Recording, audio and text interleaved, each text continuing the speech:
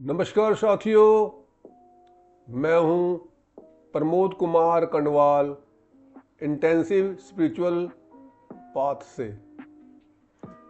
एक तरफ तो हम डंके की चोट पर यह कहते हैं कि हम परमात्मा की संतान हैं, उसी के अंश हैं, और दूसरी तरफ हम अपने आप को गरीब, अनाथ और लाचार समझते हैं। हमेशा अपने अंदर कोई ना कोई कमी महसूस करते हैं,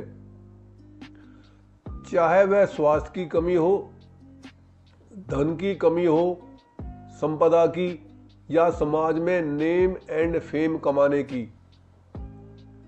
जब हम प्रभु की संतान हैं, प्रभु की तरह ही हमारे अंदर गुण और शक्ति है, तो फिर हम दूसरों पर निर्भर क्यों रहते हैं?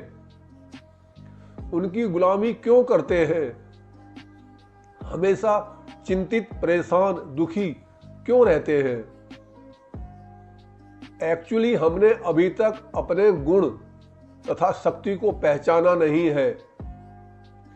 हमारे पास सिर्फ एक थ्योरेटिकल जानकारी है कि हम प्रभु के बच्चे हैं। हमने कभी प्रैक्टिकल फॉर्म में इसको चेक नहीं किया कि वास्तव में हम प्रभु की ही संतान हैं या नहीं। यह बात सत्य है कि हमारे ग्रंथ और संत हमेशा सत्य कहते हैं, मगर फिर भी हमारा फर्ज बनता है कि हम उस पर काम करें, तभी हमें विश्वास भी होगा। नहीं तो यह जानकारी बनकर ही रह जाएगी और हम पूरी जिंदगी भर अपने आप को असहाय और लाचार ही महसूस करेंगे, और फिर जन्म दर जन्म यही सिलसिला चलता रहेगा। संत महात्माओं ने पहले अपनी पहचान की, अपनी शक्ति और गुण को उजागर किया, तभी डंके की चोट पर उन्होंने वेद, पुराण, उपनिषद लिखे। आज भी सच्चे संत यही कर रहे हैं। वह ग्रंथों से पढ़कर तथा संतों के निर्देश अनुसार चलते हैं तथा अपनी शक्ति को उजागर करते हैं। हम गर्म भोजन करते हैं, हमें क्यों अच्छा लगता है? हम ठंडा पानी पीते हैं, हमें क्यों सुख मिलता है? हम पहाड़ों, जंगलों, समुद्रों, फल फूलों को देखते हैं, ये हमें मनमोहक क्यों लगते हैं?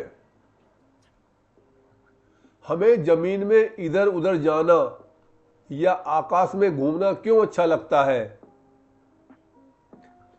सिर्फ इसलिए अच्छे लगते हैं कि ये सब के सब हमारे भीतर हैं।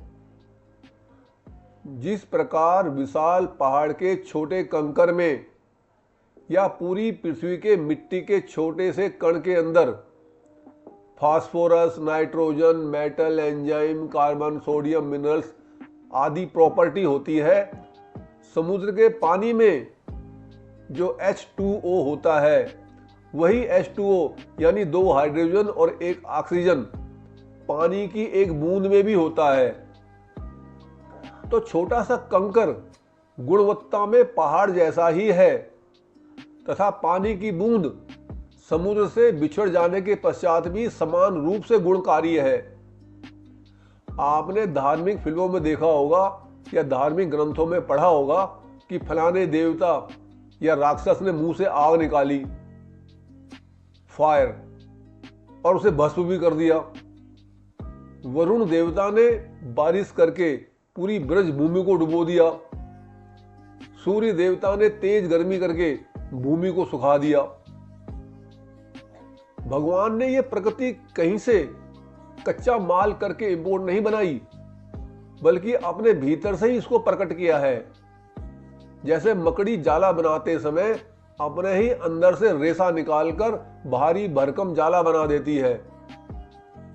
तो जब हम प्रभु की संतान है, तो इन भौतिक वस्तुओं को हम प्रभु की तरह ही प्रकट क्यों नहीं कर सकते, जैसा कि देवता राक्षस कर रहे हैं? उनके द्वारा प्रकटीकरण करने का एकमात्र कारण है कि इन्होंने ग्रंथों और संतों पर विश्वास किया, उनके कहे अनुसार अभ्यास किया और जब चाहे तब प्रकट कर लेते हैं।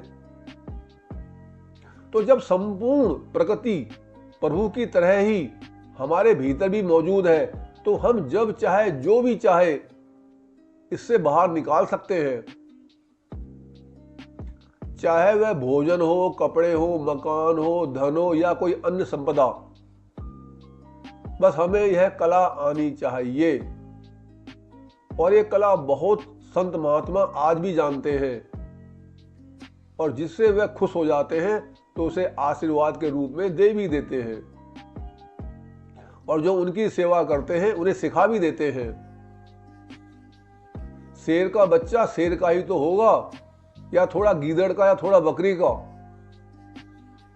संत भीखाराम जी कहते हैं, भीखा भूखा कोई नहीं, सबकी गठरी लाल, गांठ खोल नहीं देखते, इस विध बहे कंगाल। संत भीखाराम जी कहते हैं, इस संसार में कोई भी भूखा नहीं है, यानी किसी को किसी भी चीज की कोई कमी नहीं है, सबकी गठरी लाल है। उनका कहने का अभिप्राय है कि जो हमारी जीवात्मा है वह हर प्रकार की सुख संपदा से भरी हुई है। हम इसकी गांठ को नहीं खोलते, इसके भेद को नहीं जानते। जो जान जाते हैं वो हमेशा हमेशा के लिए संसार में भी और अध्यात्म में भी सुखी हो जाते हैं। इस अनंत कोटि ब्रह्मांड में जितना भी भौतिक पदार्थ है, यानी जो हमें आंखों से दिखाई देता है, चाहे वो सूरज चांद सितारे हैं, समुद्र जंगल पहाड़ हैं, पेड़ पौधे या पंचतत्व हैं, इन सब के जितने भी छोटे से छोटे कण हैं यानी परमाणु हैं, जब इन्हें कोई देखता है तो ये पदार्थ रूप में रहते हैं और जब कोई इन्हें नहीं देख रहा होता तो ये ऊर्जा में बदल जाते हैं, तरंगों में बदल जाते हैं। यानी इन्हें तुरंत पता चल जाता है कि कोई इन्हें देख रहा है। हमारे वैज्ञानिकों ने अपनी खोज में कण के इस गुण को सिद्ध भी किया है। तो इसका आध्यात्मिक मतलब क्या हुआ? वो सिर्फ यह है कि हर कण के अंदर देखने की क्षमता है, यानी उनकी आंखें हैं, और जब देखने की क्षमता है तो उसका मतलब सुनने की क्षमता भी है, महसूस करने की क्षमता भी है, आपस में एक दूसरे के साथ बातचीत करने की क्षमता भी है। जैसे पेड़ पौधे आपस में एक दूसरे के साथ अपनी जड़ों के माध्यम से बात करते हैं, ऐसे ही पानी की हर बूंद में ये क्षमता होती है कि वो हजारों किलोमीटर दूर रहकर भी, चाहे वो किसी पत्थर पर गिरी हुई हो, पहाड़ पर हो, बोतल में बंद हो या किसी प्राणी के पेट में हो, वो बूंद ये पता लगा लेती है कि उसके असली घर समुद्र में क्या चल रहा है। जिन मछलियों को मैं छोड़कर आई थी वे अब भी जीवित है या नहीं, या कितनी बड़ी हो गई हैं, उन्हें टाइम से खाना मिल रहा है कि नहीं। पानी की हर बूंद हर समय मॉइस्चर के रूप में एक दूसरे से कनेक्टेड रहती है, संबंधित रहती है, जिससे उनकी पहुंच समुद्र तक हो जाती है, क्योंकि पानी का हर छोटा परमाणु पूरे वायुमंडल में फैला हुआ है। हमारा शरीर भी पंच तत्व का बना हुआ है, इसमें भी अनंत कण कोशिका के रूप में मौजूद है। यानी हमारे शरीर का हर अणु परमाणु हमारे बारे में अच्छी तरह से जानता है।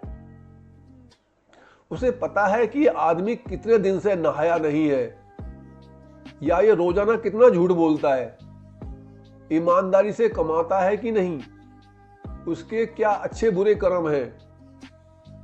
ये रोजाना अधिक खाकर हमारे ऊपर पचाने का बोझ डालता है, हमसे ओवर टाइम करवाता है, इतनी अनावश्यक भागदौड़ करता है कि हमें भी थका देता है। हमारा पिछला काम ही खत्म नहीं होता, ये हमें दूसरा पकड़ा देता है। इसकी पूरी दिनचर्या अव्यवस्थित है। जब यह हमारी ही इज्जत नहीं करता तो हम इसकी इज्जत क्यों करें? फलस्वरूप वे सभी कण उसकी आध्यात्मिक शक्ति को जागृत ही नहीं होने देते। हमें पता होना चाहिए कि हमारे शरीर के भीतर जो 50 लाख करोड़ कोशिकाएं हैं, वो भी हमारी तरह ही जागरूक तथा संवेदनशील है। इसलिए भी कहते हैं कि कण कण में भगवान है या कण कण ही भगवान है।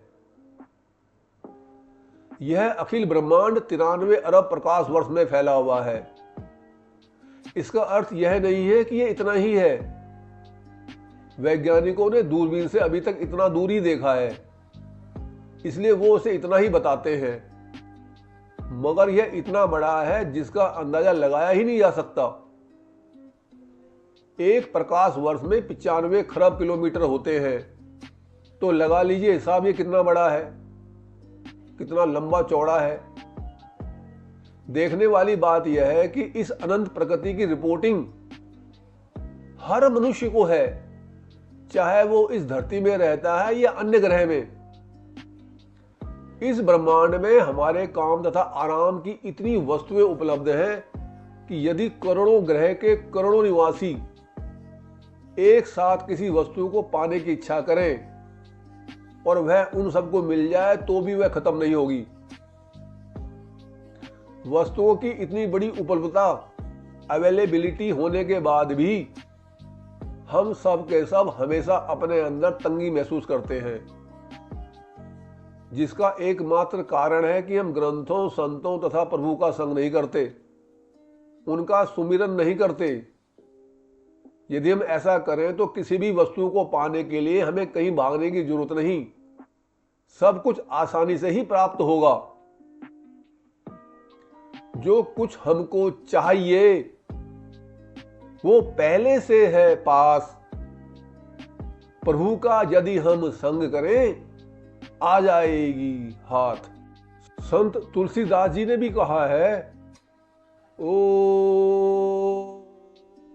जेहि का जेहि पर सत्य सनेऊ,